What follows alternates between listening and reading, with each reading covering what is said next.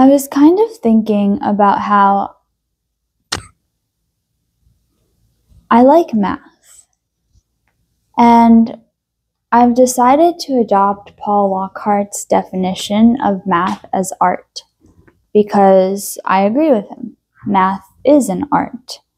However, I've been thinking about how when I do art, the type of art that people first think of when they hear the word art, things such as drawing, painting, collage. I love making collages. I love painting, though I can't say all my paintings are realistic per se.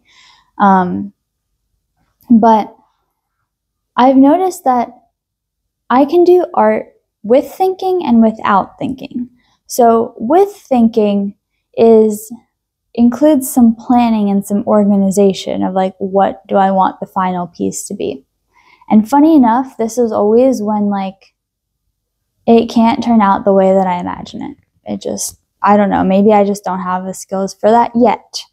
And I don't know if that's my goal in life to have those skills. But point is, I can also do art without thinking. And in fact, I quite enjoy it when I do it like this, when,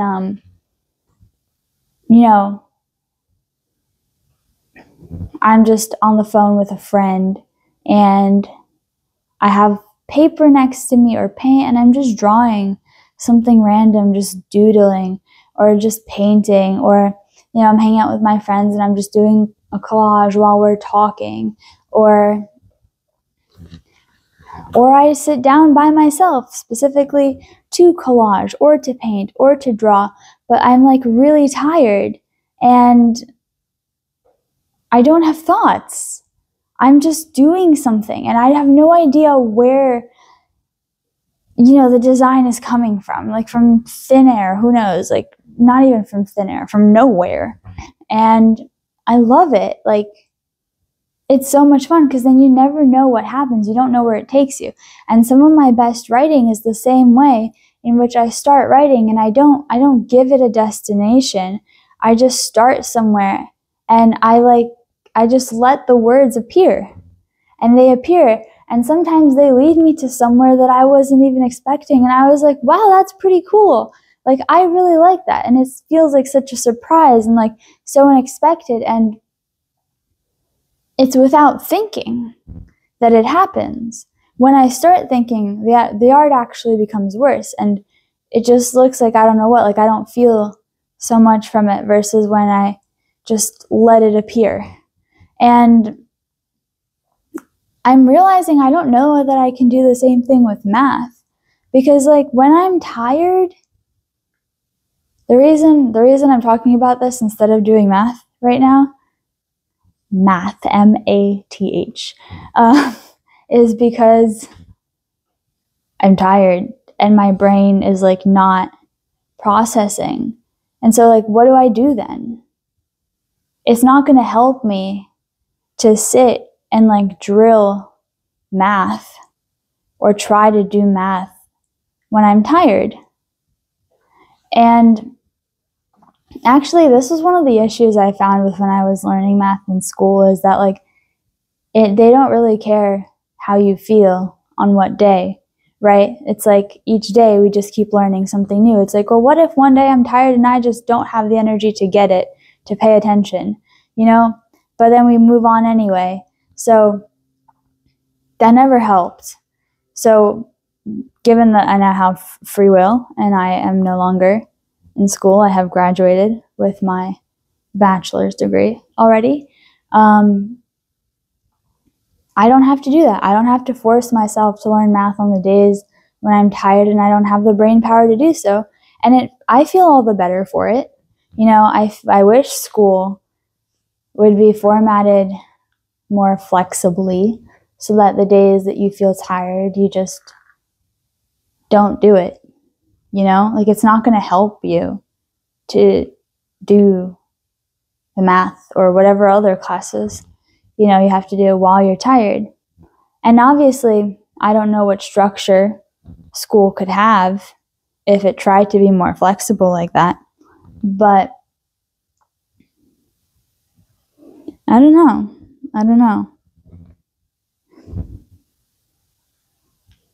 Kind of just random thoughts about math.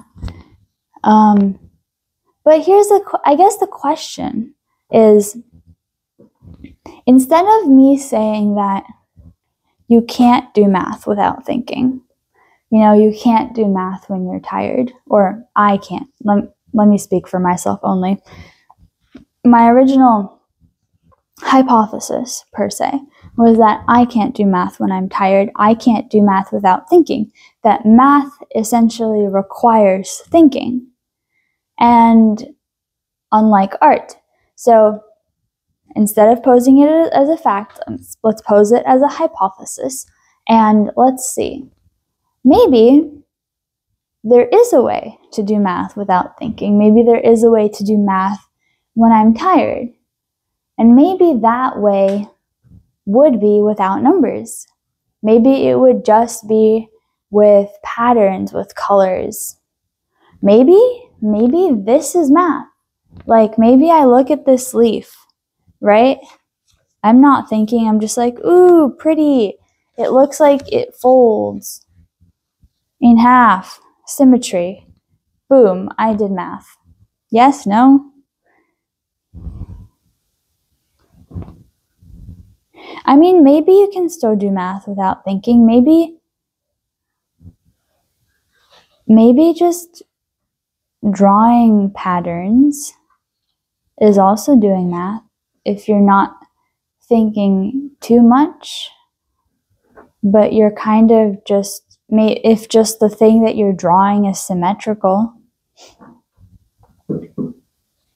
Hold on.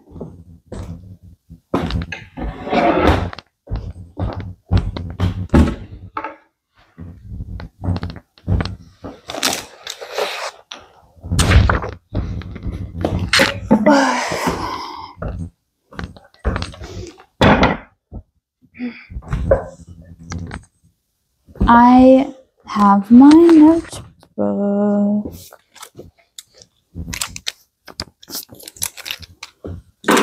Can someone just come up with math out of thin air?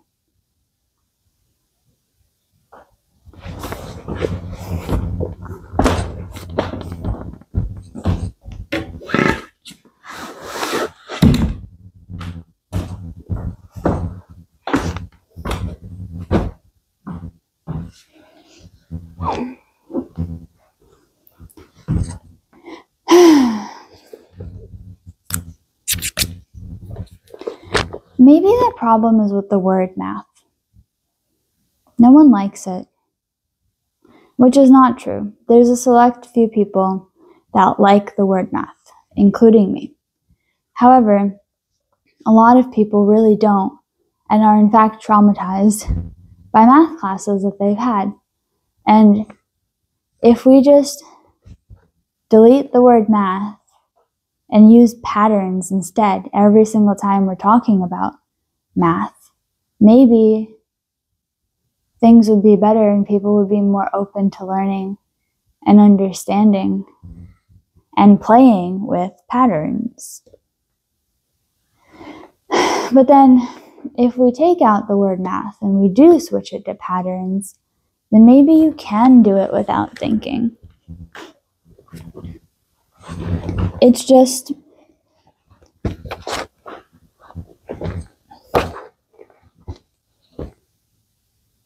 sometimes I'm tired and I still want to do something, but I don't want to do something that requires thinking. And so, that could be washing the dishes, walking a dog, my friend's dog, go to my friend's house and ask her if I can walk her dog. Sometimes help out in the garden or just take a walk. Maybe it doesn't all require paper and a pen. I like paper and a pen for math. And, when we get into more models and analysis, a computer and other technology is really helpful. But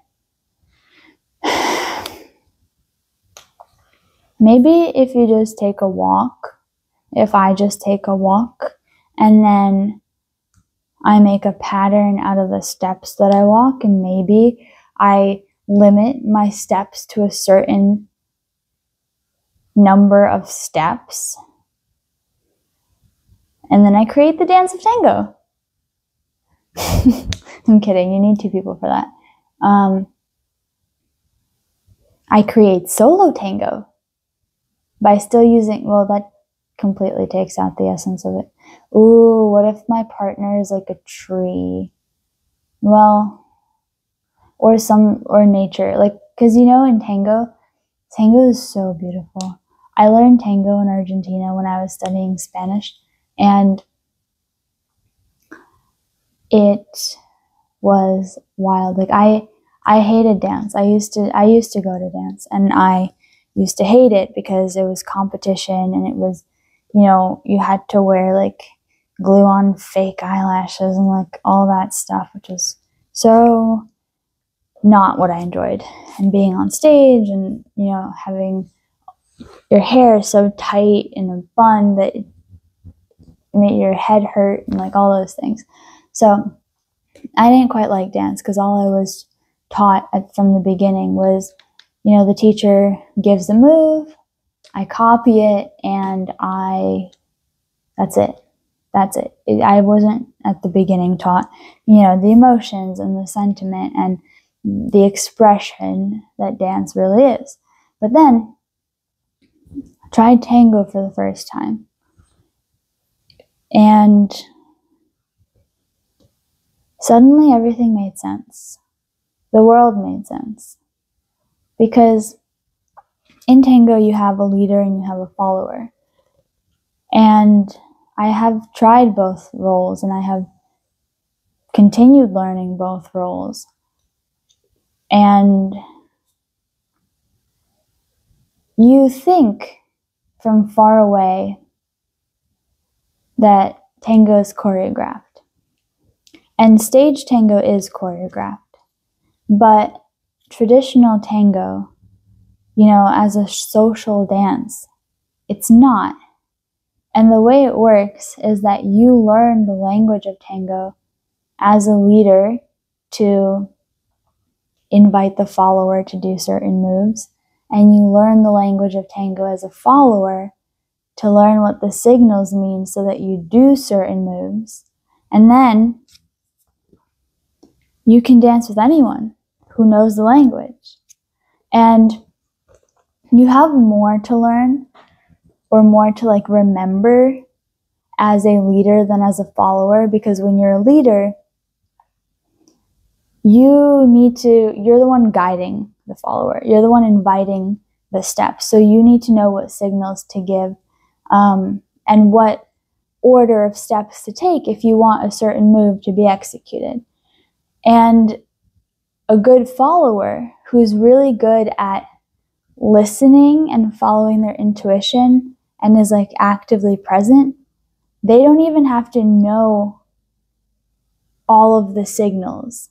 If you do them well as a leader and the follower is good at actively listening, the follower can just execute the steps. I know that when I was first learning tango, there were some steps that I wasn't taught, but because I was present in that moment, I could accept the invitation to do the move. And I was like, wow, I listened, I did it, and I didn't even know how to do it before. We didn't talk about it before the dance. I was like, wow,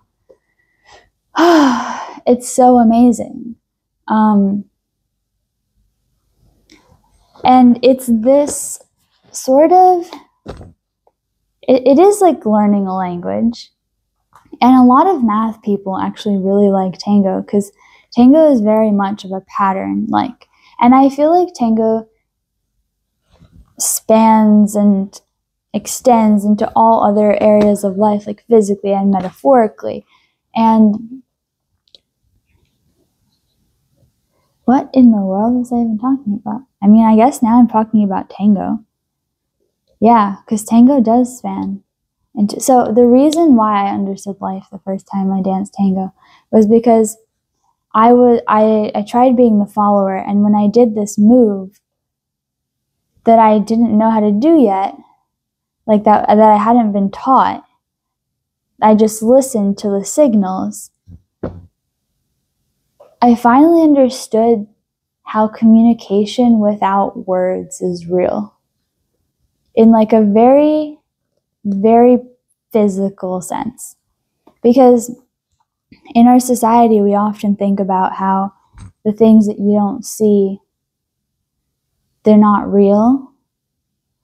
Or often we kind of operate as if the only things that are real are the things that we can see. And that's really far from the truth, I think. But when I learned tango, it proved it to me beyond intuition, because I felt the energy. It's like a communication through an embrace. It's a communication without words. And every single leader is going to be different. And every single follower is going to be different. And every single pair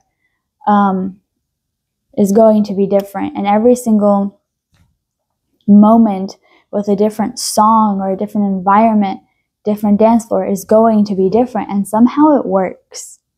Somehow people who don't speak the same language can dance tango together. And it doesn't matter your age. It doesn't matter your gender. It doesn't matter, like, if you can walk, you can do tango. And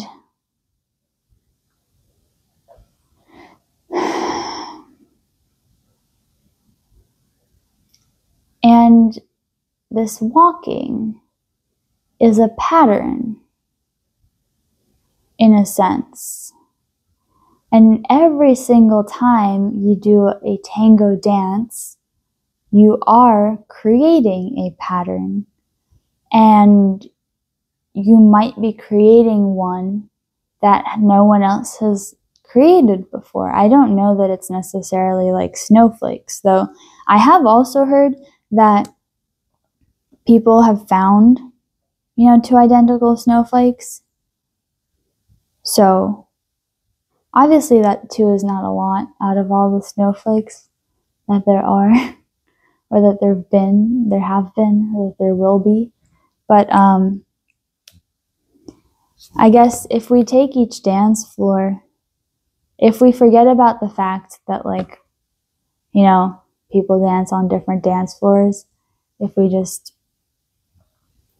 think about the actual steps being taken from the origin point, wherever they start, we call it the origin point. I wonder how many people, like, inadvertently, accidentally, without intention, create the same dance, like not choreographed. We take out every example of anything choreographed.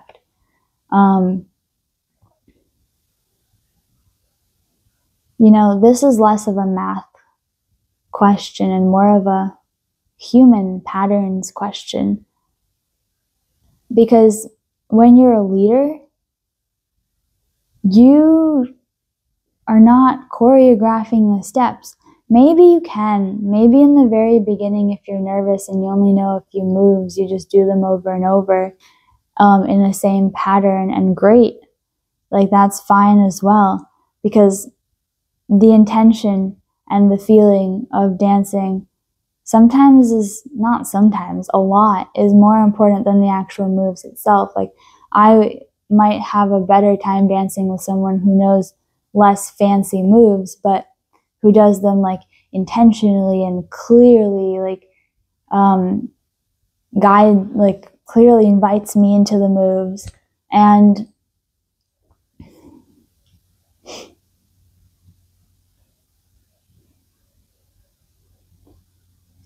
well, more than, like, someone who maybe knows all the fancy moves and tries to do them and, like, does them fast and rushes them and isn't paying attention to where I am. Because tango is a conversation between the leader and the follower. The leader must also be listening to the follower as well. And the follower is not just a passive role, it's very active in what you have to do and in how you have to listen and how present you have to be. And the point of the leader and the improvisation that I'm talking about is it is improvised. Like, it's so amazing because you just show up to a milonga, which is the place where people dance tango, though it's also the word for a type of tango music. Anyway, that's a whole other story. But it's improvised, and it's something that you kind of have to learn to have the confidence to do. Because when you know few moves, sometimes you, like, as a leader, when I knew few moves, I worried that it wouldn't be enjoyable for the follower. But then, because I was learning both the follower and leader role at the same time, I realized that in reality, the feelings matter more, and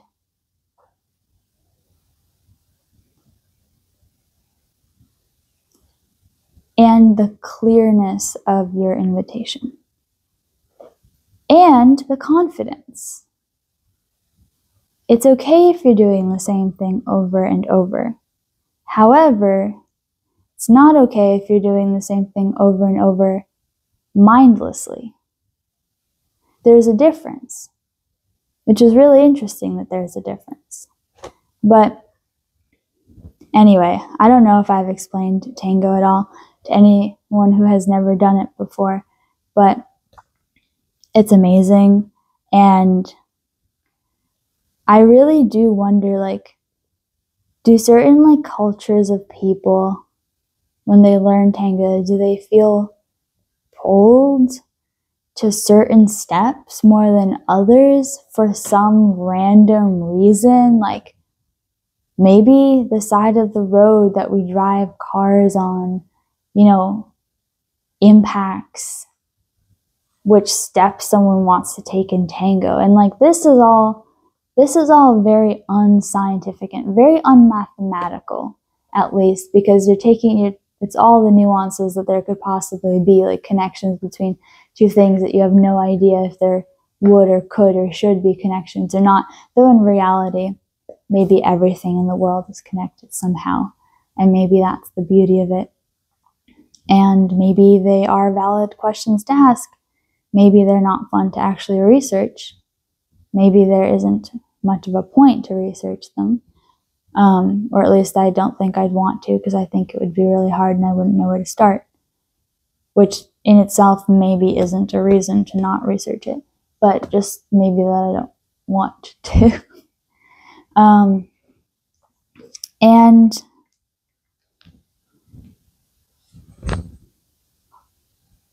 since the role of the leader is to invite and the role of the follower is to actively listen and respond, what would solo tango look like if one partner was something like a plant or nature, rather than a person? What would that look like? Could that be a thing?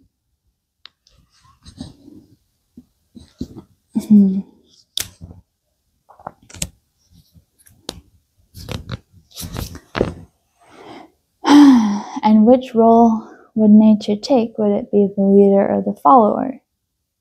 Or would it be both at the same time? Because if both people in a pair know how to dance the leader and the follower role, they can switch when they want. And that was one of the exercises my tango teacher in Argentina had us do, which was we would close our eyes, we'd have a partner, and we'd place our hands on each other, like we would place our hands together like this. And we'd close our eyes and the music would start playing. And one person would begin leading and they would move their hands in whatever direction they wanted. And the second person would have to follow.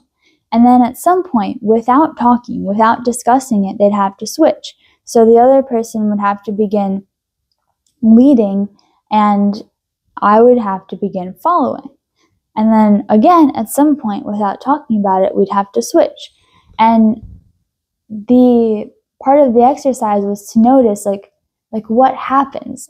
How do you know when the other person wants to start leading? And what do you do, to let them begin leading? Or what do you do when you want to start leading?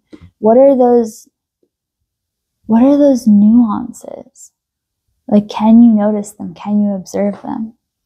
If you have someone to try this exercise with, I'd say just try it, because that's part of the essence of tango, and it feels so cool, the communication without words. And yeah. So, could it be possible then for nature, if nature was one of the leader or follower, and then there was a person as leader or follower, maybe we would switch and could do both. Or maybe it's not about dancing. Maybe it's very metaphorical, and it's very much already existent in terms of seasons, in terms of, nature leads in the seasons and we respond. So when it's warm and sunny, but not too hot, I respond by going outside more, or eating ice cream, or wearing a hat for the sun. And when it's winter and it's cold, I'll spend more time inside, or I'll wear a warmer jacket, turn on the heater. So in that sense, it's kind of already a tango dance between nature and the human. And then humans are also, in a sense, leaders and nature followers sometimes. And often this is with a negative connotation, right? Like, for example, with all the carbon emissions that we have from buildings, which, by the way, I currently work in building energy efficiency. And it's okay that I work in that. But the point is that most of the time it's in this negative connotation that we have when humans are the leader. But it doesn't have to be, because humans also have laws around protected areas. And when we designate an area as protected land, it thrives more when it's not touched, when it's not bulldozed by trees, and when it's not over fertilized or any of the other sorts of things that can happen.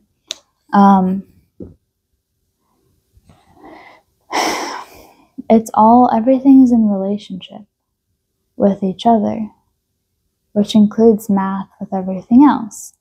So math and patterns, and maybe we can do patterns without having to think, because maybe just being alive is a pattern, and maybe we are creating patterns in math just by existing. Our breathing is a pattern, our heart is a pattern. The words that we speak are a pattern. The most common letters used in our language constitute a pattern as well. And, the different codes that we can use to write the same exact words, make them mean something else, or how we can decrypt, per se, something that has been encrypted and encoded by looking at the patterns of what letter here appears most commonly, and what letter appears most commonly in the English language. And maybe we can assume that this one has a, one-to-one correspondence to that one, and that will be, and just see where it goes, see if it works in the words or doesn't work. And maybe, our steps are patterns, because I have 2 feet and one foot is essentially a mirror of the other, just like one hand is a mirror of the other. So when I take one step, it's a translation and a reflection. It's not a rotation.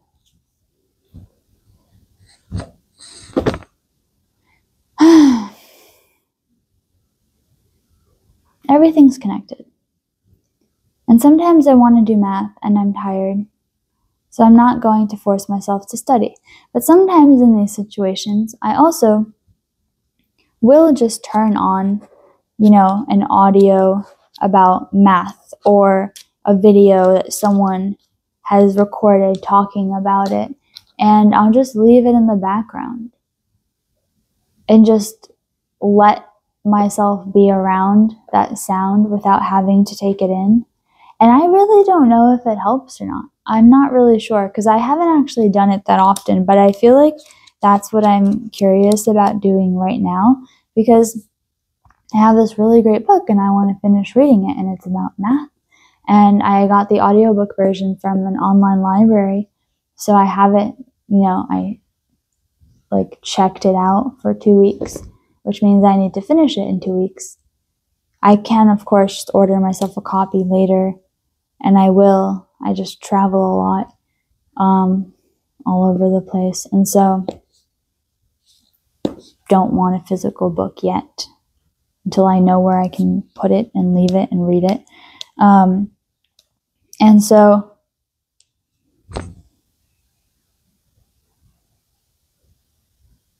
yeah, I wonder if it's gonna do anything if I just leave the book on in the background and do other things and just not listen to it, but just let it be there. Will it make it clearer to me the second time I listen to it?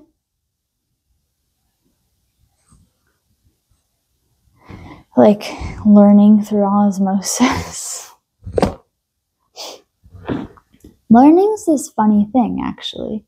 And so is thinking, and so is talking, and so is effort and trying. Because I learned that people think differently. So some people can hear thoughts in their head, like sound, as if there's a voice, maybe my voice. And so it's like as if I'm reading, I would hear my voice in my head sounding out the words even though I'm not talking. And some people, they just think in images, and some people don't have either.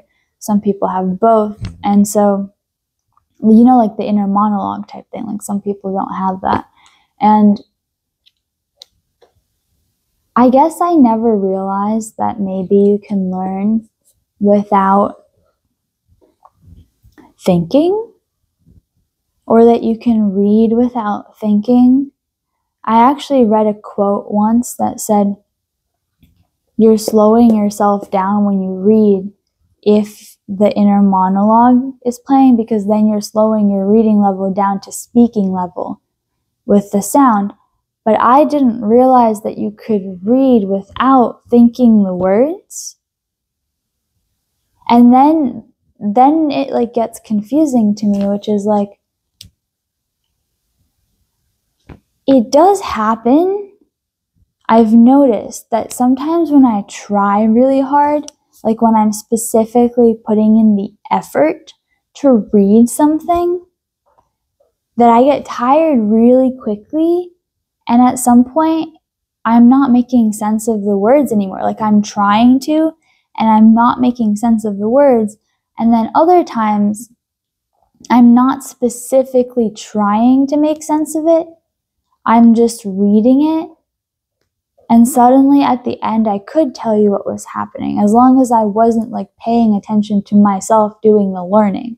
I don't know if that's triple level, double level, thinking about thinking type thing. As long as I'm not paying attention to myself thinking, as long as I'm not paying attention to myself focusing, then I'm focusing and I'm doing the thing and I'm zoned in. versus when I don't know how to explain it. I feel like I've noticed it and I don't know what it means. That sometimes like sometimes trying to learn is when I don't learn. And then just exploring things and playing is when I do learn. But then what's the point of labeling something as I have learned it or I haven't learned it? Like that's such a school thing to do, isn't it? To evaluate, have you learned this specific thing or not? Instead of all the other questions of, are you enjoying exploring this? Or can you tell me something new that you didn't know before? Or like what's something you just realized? Or what's a new question that you thought of that you have now? Or, I don't know.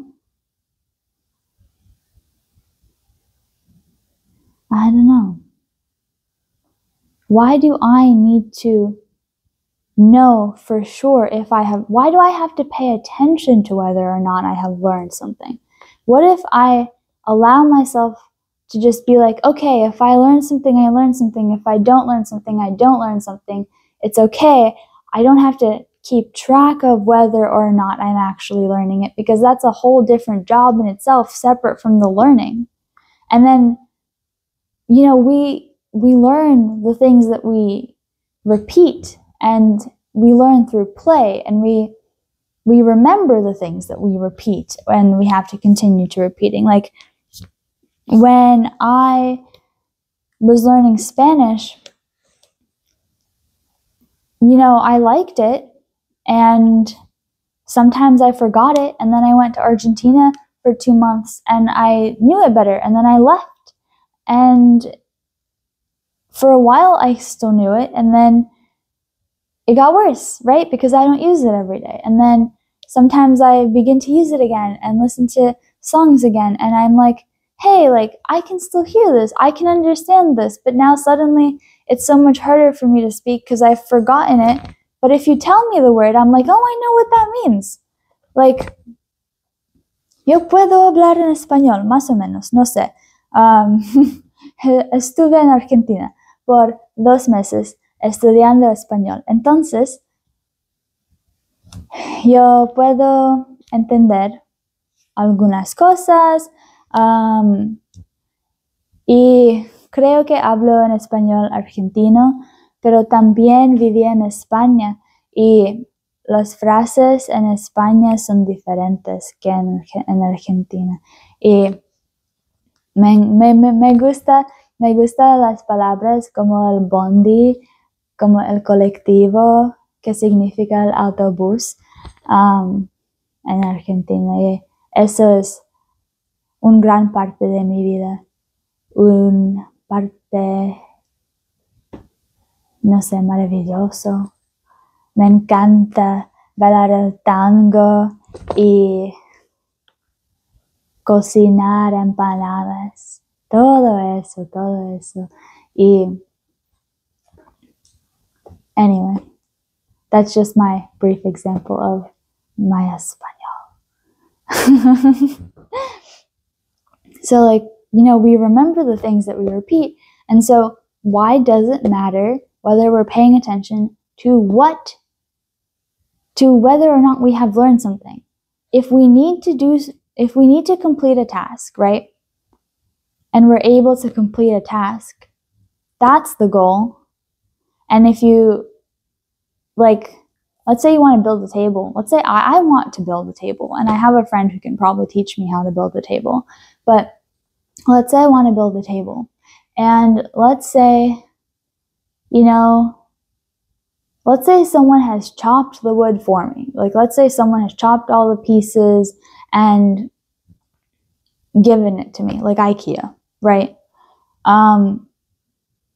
One, if it is IKEA, if I can read instructions and follow instructions, like if I've learned how to do that, the table will be complete.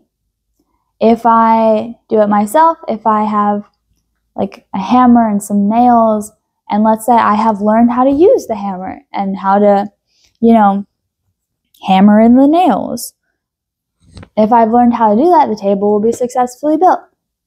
And I will have a table.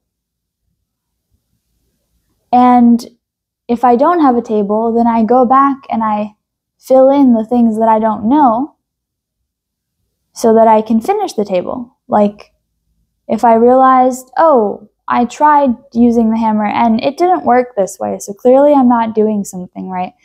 So then I go and ask someone, and they correct me, and I'm like, oh, I get it now, and I go and I finish the table, and I have a table. Versus having some sort of paper that says, I have learned how to use the hammer. Okay, great. That means I can use it if I need to, but what if I don't need to? Or, like, this whole I kind of want to keep track of myself. Like, I want to have an entire list of, I know how to do this, and this, and this, and this, and this, and this, and this. And does it matter? If I can do the things I want to do, isn't that enough? If there's some sort of goal? But then also there's learning for the sake of learning, right? And so, learning for the sake of learning, maybe it's learning because you get joy out of learning new things. And, I've also heard that when you learn new things, time slows down for you. So, like, if you do the same thing over and over and over and over, time will feel pretty fast, or, you won't be able to tell the days apart or something. But every time you do something new, it's as if, you're doing it for the first time. So it's like everything is slower. Like, when you take a walk to a new place for the first time, it feels long, it feels slow. But you do it every single day, and at some point it's like, oh yeah, it's this walk. Like, you don't even give a second thought about it. You don't look around. You're not paying attention to your surroundings. You're not, like, focusing on the directions. You know the directions. You don't have to think about it. You're just going. And time slows down when you learn new things. So, like, learning for the sake of learning, I think all of life's about learning. Like, if there's nothing left to learn, I frankly don't know what else I'd be still doing here. There's so many things to learn, and that's the joy of it. But then, learning isn't just, you can't quantify all learning. You can't list all learning. Like, it's not only the things that they teach in school, right? It's like, oh, I learned how to drive a car onto a ferry, or I learned how to fry an egg on a sidewalk, or I learned how to play these chords on the guitar, or I learned another way to walk up the stairs. Maybe I like walking up the stairs with my hands and my legs instead of just my feet. Or, I learned that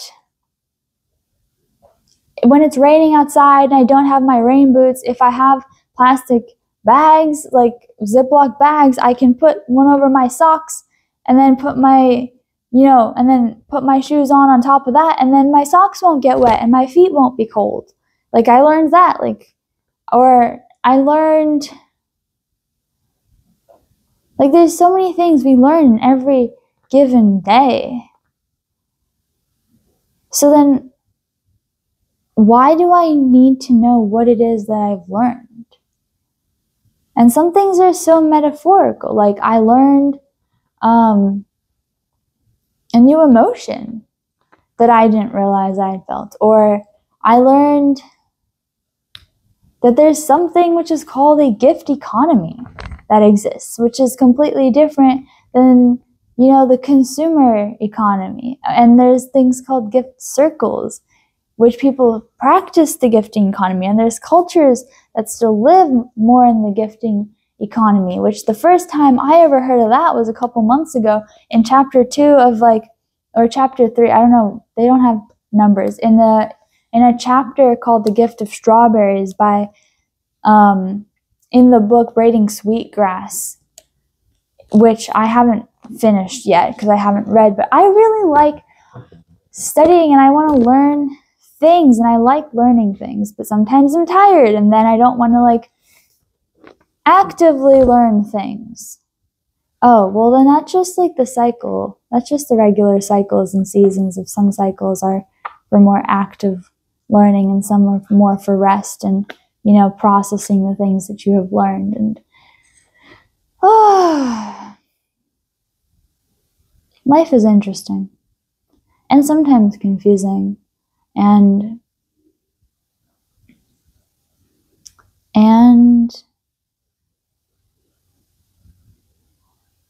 I guess some things it is important to structurally learn, and I guess some things it's not. And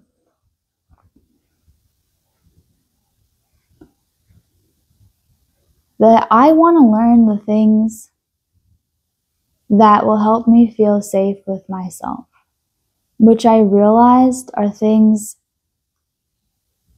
like home remedies for if you don't feel well. I know some, and I know a bunch of different uses that different herbal teas are for because I grew up around that. But I want to know more. And I want to know more about herbs and about cooking. And I'd love to learn about different pressure points to heal different parts, different ailments. And the more I know about what I can do to keep myself safe and healthy, the safer I'll feel with myself, or with spending more time by myself. Because I love my friends and I love my family, but I don't think I'm going to live near them for my whole life, because I don't think they're going to leave where they are, and I don't think I'm going to live there. And I'd like to feel more confident traveling the world more. Or maybe that's not even true. Maybe even I don't want to do that. I've done enough of that in my life. Who knows? I have done so much of that in my life. I studied abroad a lot during my high school and college years. And, one thing that studying abroad really taught me is that people live differently, and that there isn't one right way to live life. And what that means is that you can choose the life that feels good to you. You can choose the routine or the life that you want. Because it doesn't all look the same. Not every culture has the same values. If you figure out your values, you can live your life based on that. You don't just have to take the values of your, family or your city or your country as given. Like, you don't have to just take it, and if it might not fit for you. Like, I know for one thing, in America, in New York, spent a lot of time there. The idea is kind of, you have to be doing something all the time. And that doesn't work for me. I don't want to feel like I have to be doing something all the time. That can't possibly be healthy. And it can't possibly, for some people that's a measure of success, but I don't want to think it is. Sometimes I still feel like I have to be doing something all the time. It still feels like it because I spent many years there. But in reality, doing nothing is fine. There have been times where, to avoid doing nothing, actually nothing, I would sit and scroll on my phone. Because that is somehow acceptable, more acceptable than doing nothing. And I found that I will scroll on my phone less if I just let myself do nothing sometimes. Sometimes you don't want to do anything, just don't do anything. Sit and stare at a wall. Don't stare at a wall, just sit. just lay on the ground, lay on the floor, and like take a new perspective of looking around the room that you're in.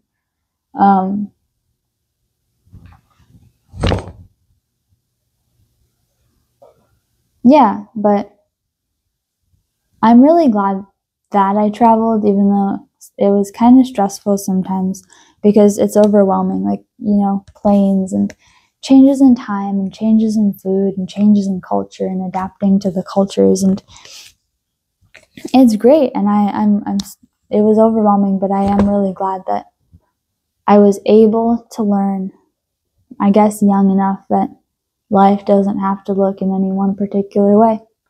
And you can design your life, and I can design my life. And I'm trying to remind myself of that every single day. Every single day. Because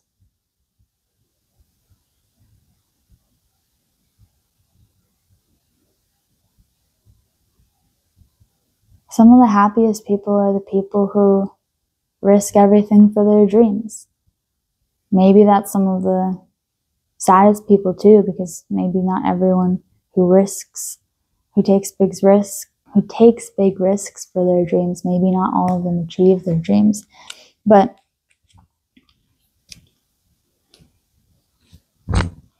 I think part of my dream is a slower life. I seem to have this imaginary,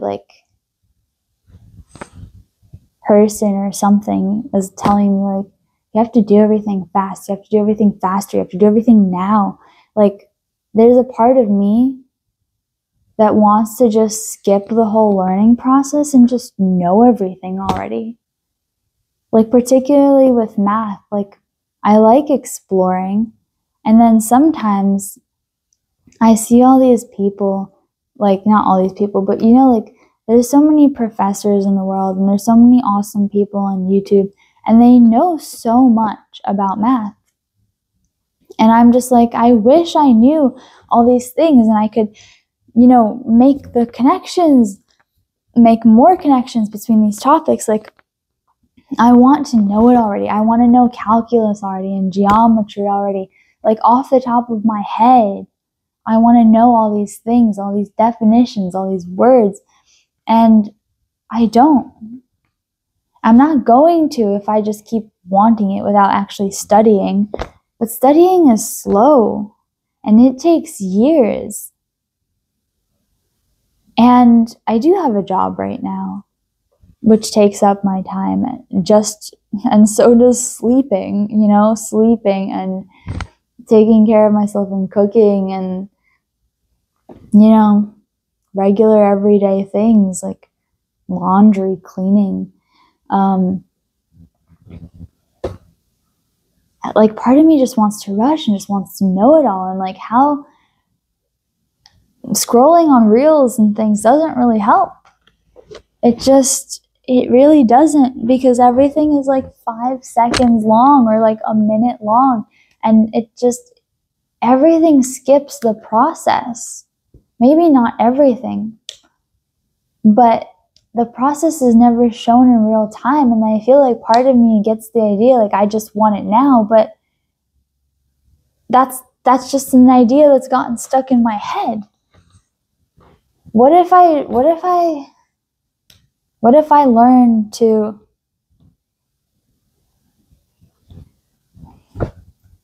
like the slowness?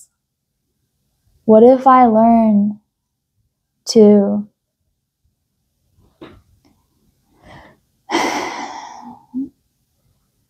find joy in the exploration, and when it's hard, know that right after it's hard is when you learn something. That if everything is just easy all the time, you're not learning necessarily. If you're not coming across anything that stumps you or whatever. And to not understand something isn't a sign that you don't know enough. It's a sign that you have it's a sign that you have an opportunity to learn something new. And that's a nice way of looking at it, isn't it? Like,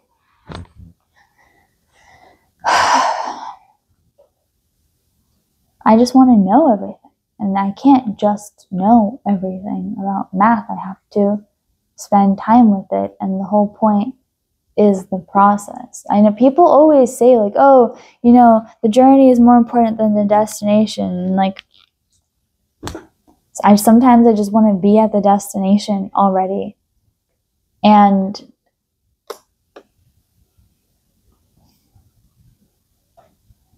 that's not really how this works, is it? I can't just snap my fingers and know math. And actually, pause. Would I do that if I could? Like, genuinely, would I do that if I could?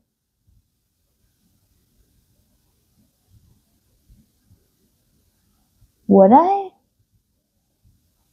Maybe I wouldn't. If I could just snap my fingers and know the things I wanted to know. I wouldn't. Because that would be the same thing. Because that would eliminate the need for any learning at all. Ever, if everyone could do that. And there'd be no fun in anything anymore, because I think learning is the whole point. Learning things and trying new things. If you could just learn everything, then you'd know how to do everything. There'd be nothing new to try. That's the same thing as like infinity or being able to live forever, or, you know, at some point it's like, it's the limits that create the meaning and the purpose. So if I wouldn't snap my fingers and learn to make myself learn everything and understand everything that I wanted to know, then that means I have to do it the slow way and the process way. And that means that it is going to be slow. Or at least slower than the time frame of YouTube videos. And I have to be okay with that. And I have to be okay with that some days I'm going to be tired and I'm gonna feel like I don't remember what's happening or my brain is foggy. And that's okay, because life isn't only about using my brain. I can go do other things. Then I can come back and use my brain.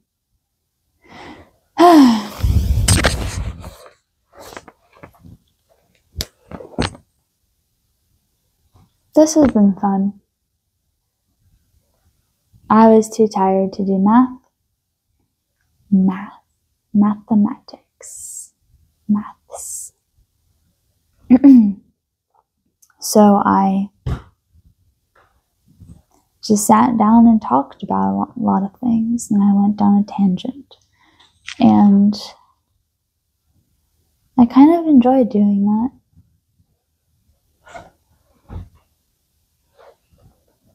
So yeah, maybe one day when I'm older, I'll look back at this and I'll just remember me. I'll remember where I was and what I had yet to learn. And I'll be really happy or proud that I'm on the path that I'm on. And I am sure that the best thing is that as many times as you fall down, it doesn't matter how many times you fall down, it matters how many times you get up. Make that be. If the number of times you fall down is n, make the number of times you get up also equal to n, or n plus 1. I think n, though.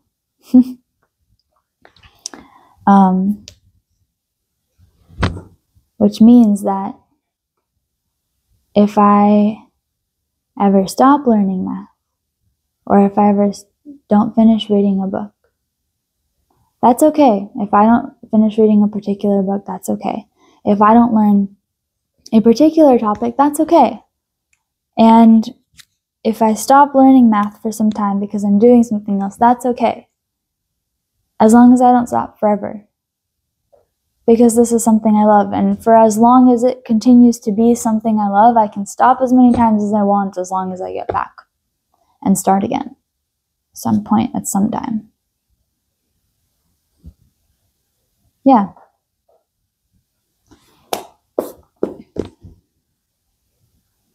And maybe I will learn a lot and understand a lot with time, and maybe I won't. Maybe it will lead me to some other tangent of who knows what, and I'll be enjoying learning that. And maybe I'm young enough that I can still be exploring different topics. Maybe it's a myth that you have to completely choose one topic to study. However, as I'm getting older, I'm understanding that if I don't choose something to focus on, or a few set things to focus on, I'm really not going to learn that much. Like, it's good to have like a general broad knowledge of different things and be able to understand those things, be in those fields and converse with those people. Like, I have that with like math, environmental science, education. I've traveled those fields before, had experiences there, and that's great. But I'm gonna have to choose something. Maybe not one thing, but some things to focus my energy on so that I can study them and be good at them.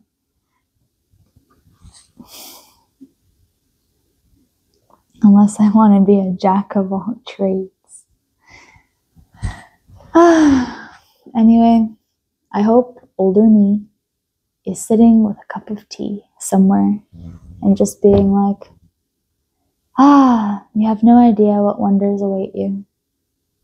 You have no idea. I'm so excited. You'll write more books, maybe, or maybe you won't. I like the ones I've already made, I will admit. You'll make more art, whether you show it to other people or not. You will, just because you love doing that. You'll take more walks, you'll cook more food. Maybe you will learn herbology. Maybe you will become the Unofficial Professor of Patterns. Maybe you will become the Official Professor of Patterns. Maybe you will find the harmony in doing things that require your brain and doing things that don't, so that it feels good. So, maybe I will. Thank you for, joining my not mathematical talk. So many things in math and patterns. Well, okay. Maybe I shall stop using the word math and instead use patterns. My sweater is a pattern. I once, in some sort of after-school math class somewhere, or like college kids program or something, did some magic squares, and I remember that being fun. I don't remember what it was, but I remember it being fun. It's like when each row and each column adds up to the same number, and each section, I guess, of the grid adds up to the same number. It's like Sudoku, but not, I guess. Anyway, I'm gonna go drink more tea. Thank you for hanging out, just chilling. Cool. We'll see what happens. Everything unfolds, and you never really know where it goes, so. Yeah. Peace.